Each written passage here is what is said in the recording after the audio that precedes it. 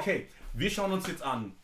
I took a 2.5 million loan to start a fashion brand. Now it brings 100 million a fucking year. Und jetzt hier mit einem Brand Owner, mit einem anderen Brand Owner. Would you take a 2.5 million loan for your brand? It depends on like what is expected of me with that 2.5 million, but yeah, for sure.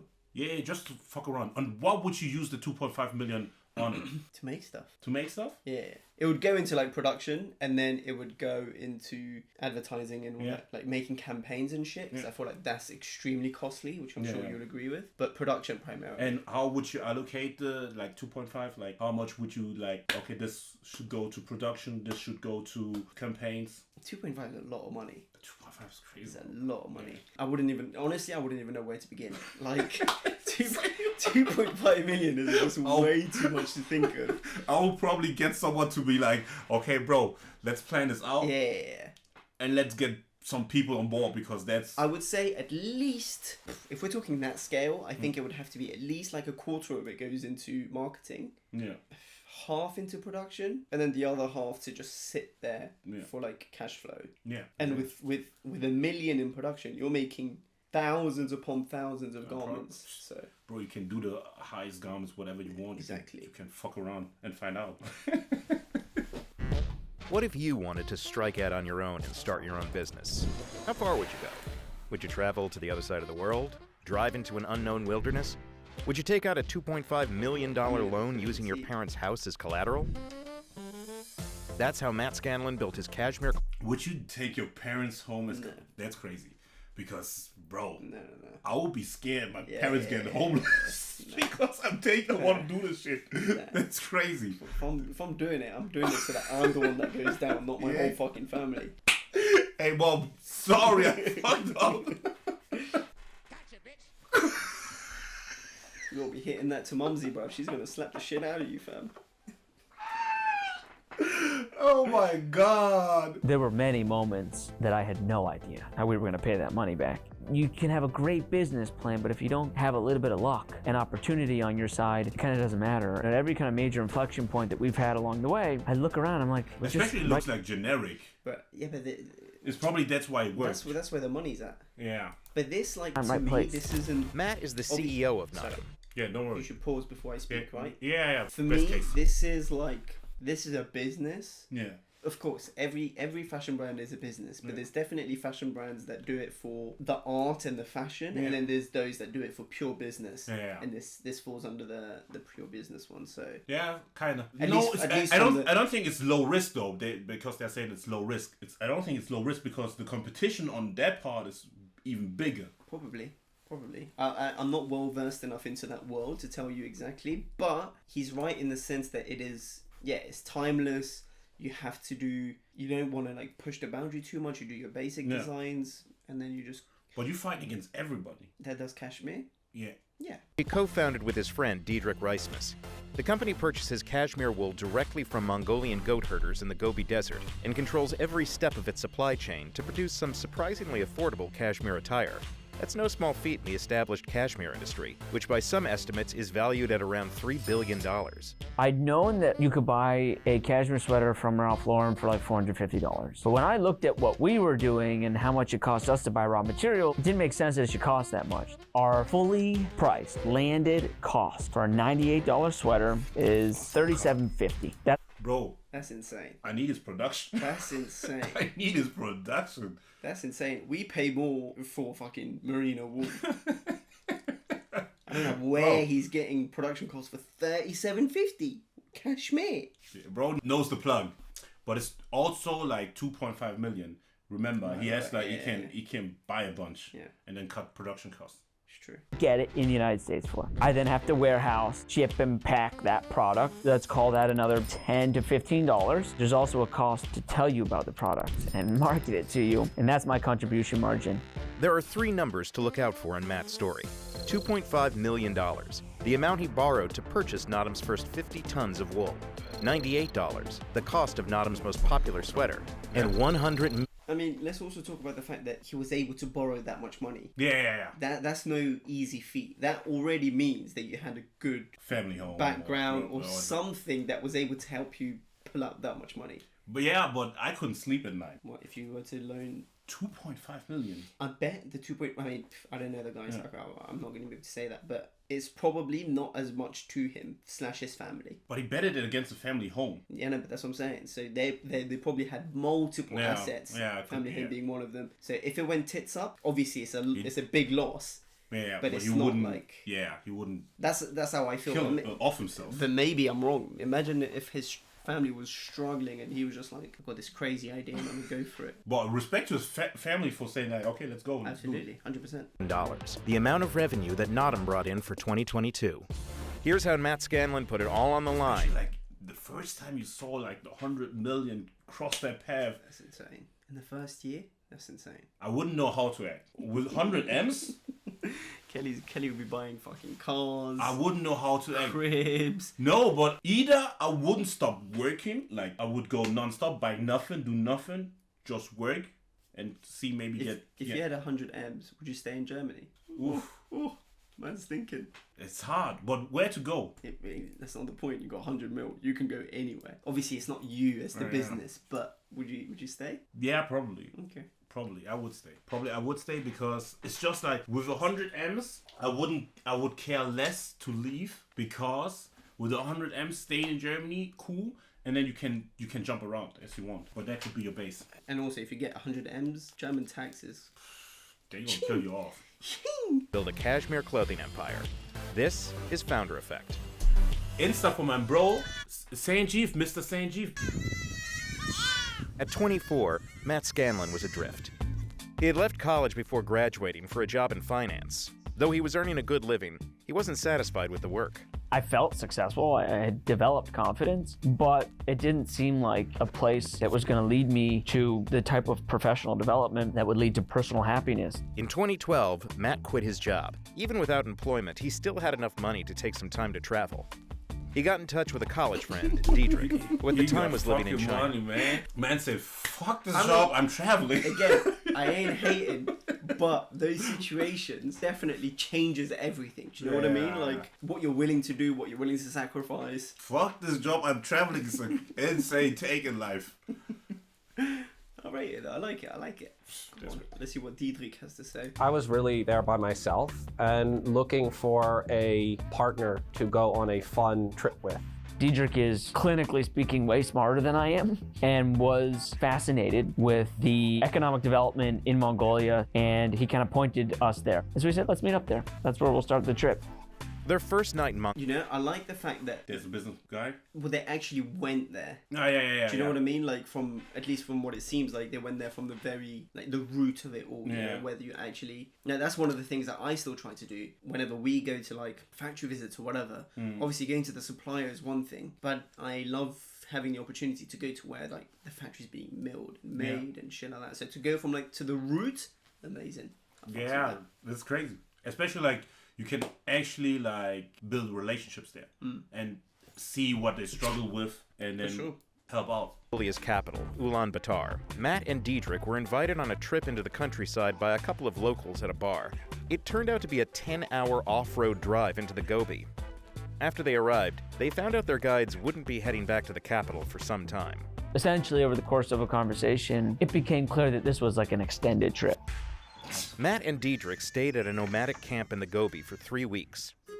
Their hosts were a family of goats. Like, Nah, I'd be No? so down for that shit. No, if like- I had no commitment, obviously. when I was in Morocco, I remember like we was in the desert, and there was like this Moroccan guy was coming like, yo, you want to come to the desert? I just imagine Kelly walking through the desert thinking like, yo, what's going on here? He was like, you want to go to the desert? Like, we can sleep in the desert there. I was looking at my friends. I was like, fuck this shit. I'm not going to it. No, bro.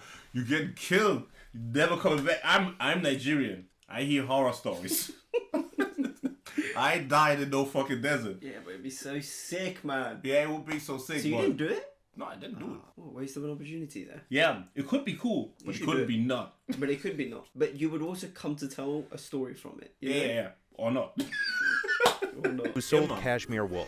We really got to appreciate the interaction and sort of the symbiosis between the livestock and the people and how dependent they are on each other and vice versa. The pair also got an inside look at how the cashmere wool trade worked and who got left behind. this community that we cared about. It was basically That fit is hard. That fit is Such hard, a yeah. fire outfit. I was literally gonna be like, yeah. pause this real quick. That fit is hard. What a Actually, you sick can see it either in the next Law or the next Essential collection. I mean, for me, the whole like belting things Yeah. using fabric is like one of the things that I'm working on, and it's also so much fun. So to see that being done, but the shape of that jacket, coat, whatever you want to call it, fire. bottom of a really long supply chain. Their remoteness led to essentially fixed pricing strategies that meant they couldn't negotiate up the value of the raw material effectively. Matt says that many cashmere traders set a low price for what they're willing to pay for raw wool. Those individuals end up taking an outsized percentage of the value of the raw material, and then they just sell it to somebody else who sells it to somebody. There's even a Mongolian guy in the chat. Yeah? That's crazy, yeah. Shout out on dich, Scarlett. Shout out to you, my brother. That realization gave Matt and Diedrich an idea. We said, well, we know these people, but more importantly, they know us, and if we show up and we buy the material from them directly, we could probably pay Probably them. respect them more, even. Like, they being there. Yeah, but he also just said that like they sell it at a low price. So that's why I mean... Yeah, you give them a little bit more. Is he giving them more? Is that what he said? Because it No. sounded like he was saying that that's the limit, and so we just bought it at the limit, which is already way below. Nah, you give them a That little realization gave Matt and Diedrich an idea. We said, well, we know these people, but more importantly, they know us, and if we show up and we buy the material from them directly, we could probably pay them a lot more. We kind of Fair. You know, you pay them. You be a decent human being. Respect, Like respect. you can scam the tax man. Yeah, you don't scam people. You don't scam people. Yeah. Like don't scam the tax man as well. Don't do that. Tax man, I ain't scamming. None. Leave me out of that business. Finn and Sam to whatever the fuck you called. Yeah. I ain't scamming none. But but you can actually, like, if you have 100 million, you can try to figure out to reduce your taxes on a regular basis. Man's badly so. Bro, that's just like It's like, yo. that's like fuck all this. I do nothing. concluded that it was about $2.5 million. Let's snitch on this. Matt and Diedrich returned to New York and eventually found a private lender willing to give them the $2.5 million they needed as a collateralized loan. That collateral? Matt's parents' house. So the actual conversation itself wasn't that hard. How It was, do we you believe in ask- you, we're going to support you. They haven't let me forget that. They did. Bro, how do you ask your parents to bet their house against your fucking idea? Like, with what's the first word you say? Like, Mom, listen, I'm trying to think. Honestly, I think my mum would do it. I couldn't bring it. Bring it to words? Yeah. I would gas the fuck out of it. I'd be like, Mumsy, listen, this is the one. No, I couldn't. This is the one. I could not. back and they live in the same house. Because the herders dealt only in cash, they needed to get the $2.5 million in Mongolian currency. Matt transferred the money to a Mongolian bank. Showed up 6 months later, and I walked into that bank and I took out $2.5 million in cash. It fit in 32 plastic shopping bags that filled the entire back seat of a Land Cruiser. Wait You a couldn't. second. That You're sounds- telling me he went there with 2.5 million in one fucking thing? No. Like he one... sent 2.5 million to a Mongolian bank. That's the first thing I would be like, okay, the bank flag. is going to, yeah, red flag. Yeah. The second red flag is putting it in the plastic bags to bring them the cash. Second red flag. I'm betting, and everybody I know will tell me you're losing that money. Yeah, facts. Back window, and it took us 32 hours to drive it back, off-roading to the capital, and we got it there, and we said, okay, now what? It turned out that buying the wool was just the first step of a very long process. It's very difficult to get to Mongolia, and so getting the material out there is really complicated. To get their cashmere to go from this to this, Matt and Diedrich had to take the raw wool to a processing center in Beijing, where it was cleaned and dehaired. Then they had to fly it to Biella in northern Italy, where it got turned into yarn, most of which they sold to pay off their loan. And then we had some left over, so we made some sweaters. I put those sweaters in a duffel. Right, okay. That's smart. Okay. That's smart. Even more Yeah. of business as opposed to a fashion Yeah, brand. yeah. So they sold yarns. Yeah, but and that's smart, especially like if you buy it in that quantity. Yeah, ratings.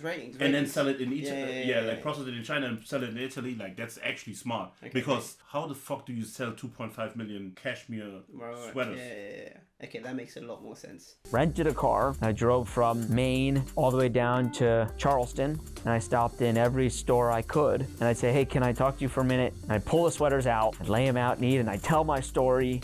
We had 50 orders, each one like $1,000. And I learned how to perfect my story, and I didn't realize at the time that I'd be doing that for the rest of my life. Oh, that does look good. Wait, no, hold on. Don't wear it like that. That's better. Matt and Diedrich used the money from the sweater sales to start an e-commerce business called... The guy goes, don't worry like that. Pops it up, and then Diedrich was like, nah, fuck that shit. I'm putting it back For the rest down. of my life. I was like, yo, let me start it real quick. That's And he was better. like, Matt and Diedrich used the money from the sweater sales. Bro said, bro, relax. And I was like, know your place, cuz. Yeah, literally. to start an e-commerce business called Naadam. Naadam is a Mongolian word. It's the name of a festival in Mongolia where they have a week or two worth of games that are really traditional to the culture of Mongolia. Wrestling, archery, horseback riding, horse racing, etc. It was clear to us that we wanted to do something that we felt celebrated the people that made what we were going to do possible. When they first started, Matt and Diedrich ran the business out of an apartment they shared, taking $0 salaries for Naadam's first 2 years. We lived off of some of the savings we'd had, and actually the first shipment we had, we shipped out of that apartment. And How do we even have savings on top of that? we had boxes stacked to the ceilings, and we had a small pathway going through this small 1,000-square-foot apartment. We poured all the sweaters onto the floor, and we would rummage through, we'd fold it, put this packing slip, pack it up, and we packed 1,000 boxes. It took us a week, just the two of us, worked from 6 a.m. to midnight. In the meantime, Matt started looking for investors. Over Naadam's first 5 years, he was able to raise more than $15 million in seed funding and venture capital. As of today, that number has grown to over $50 million. We used that capital to build our website, to make those deposits on inventory, to set up a warehouse. It also gave them the money to create a video about their company. This is Mongolia, and we are Naadam. That video racked up over 35 million views. Think that I don't know what I'm doing wrong. Yeah, but I mean, look at the way they go about it. It's VC, like raising funds through fucking seeding. This is very sort of people that are in business, Yeah, true. not creative. So, you know, they've got their strengths and they're going for it. Go define Naadam's success for a long time. And to be very candid with you, it probably is still the best advertisement we have for who we are and what we're about. Naadam's other key selling point is its affordability. Its biggest selling item is also one of its least expensive. The most popular product by far from Naadam is the original cashmere sweater. $98, 100% That's cash. actually Uniqlo prices. That's what's insane. I don't even know if Uniqlo, I don't know what Uniqlo prices are for cashmere. I'm pretty sure it's 150 euros, no? I think it's like about 100. Uniqlo cashmere sweaters. Let me see. 109 Yeah. from 130 though. Oh, okay. You see? Yeah, okay, that's even... Bro, that's Cheaper than Uniqlo. and that's 100% cashmere, I think. Fucking hell, crazy. We do a crew neck and a V-neck, men and women's. Are you sure that... Despite the low price, Matt says they still pay herders in Mongolia about double what a cashmere trader pays. If a kilo of cashmere costs, let's call it $30, we are coming in and we're buying it for closer to 60, but then we aren't reselling it. We do that whole process on our own, or we do it in collaboration with the manufacturer that we're gonna end up making the end product with. That is really the value that we're transferring to the customer. Because we have that access and transparency, we can make them and sell them a better product. Naadam says that its sales grew over 100% between 2016 and 2020. 2022 was its highest sales year ever. Naadam sales in 2022 were over $100 million. But this is what I mean. Have you ever heard of Naadam before? No. Crazy, no? It's There's so many fucking brands that just make bank. bank. 100 and million is we don't crazy. hear anything about it. And here's us thinking like, We gotta be Rick. we gotta be fucking dropping. Yeah. He makes more, I don't know if he makes more than Rick. Technically, he probably does. The company declined to share sales figures for 2023, saying it can't disclose any numbers until the end of its financial year. Not all of Naadam Also because 2023 was a tough year for most Yeah. companies, so I'm sure their numbers didn't look as good as... They plummet. items are under $100. Its most expensive item, a cashmere coat, sells for about $700. But that's still relatively affordable in a marketplace where a cashmere sweater can run upwards of $1,000.